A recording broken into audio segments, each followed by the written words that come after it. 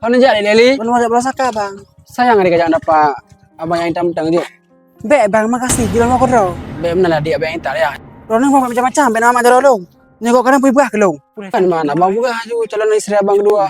Kaji. Kanam perang. Kapang piring mah berterau. Pace ada orang yang lakukan kok. Atau udah bakal mila. Be kasa-kasa menan deh hai lembut bacul kan jika abang. Dede. Usah takkan lah bang nentru. Abang reda adik. Gampung.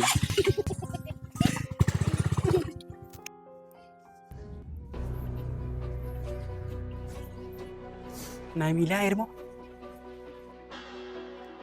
Mila. Kenapa nah? Hai, bunuh ku lah kau kah kan? Mama jaro dia berjalan. Astagfirullah. Benefitnya kan kalau kolong nah. Dua hari Mila nyahan kapate.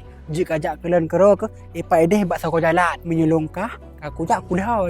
Biasa kau dah kogop. Dah kau dah kogop. Ku jak elong mah. Mana betul sih lagi pegah. Anak aku jak pikan penasaran ku. Gimana? Alah aku jak berita. Mete. Itu lagi pun aku gak. Gimana kalau dia lihat? Ipak itu nang tangan. Nang kadang lagi. Pakan kak Mila kesatan, pahan ada solinan long. Ni nang ngatai lagi kah nah? Hana perlu turun dah tadi. Pakai lalu tiba-tiba keluar nang ngatai. Kadang kan nak enak korang nang. Kak hana, tapi kan kan? Sebab lah kau kah panggil Arab. Kena kata dia macut. Ni lagi rumah lah kau kah nah. Sir tobok tu main. Hana pun jangan ada apa-apa kah? Bukti ji sampai nak pakai sama kau long. Lo nak lagi kah ini lo.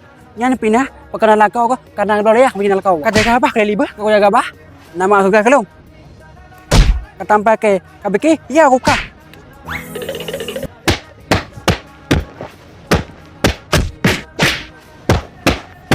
Kalawan, tasit kata. Leli, kaji Leli, hale Leli, kaji Leli angkan. Pakai bunuh anak abah no? Bunuh, kebegale mana kah? Kamu majaro mu awal bila ning lakolong. Lakau kau dah hai pakai longwo hang kutem mangatak abah kau tai. Aku mahlung Leli hai. Kau ya nah, tok gara sini hara kate je nah. Ino nah payah aku jak rumah haju tu. Payah tanggung jauh 5 menit dua tu. Oh takkan. Ino nah juga jar mau sini nak jauh.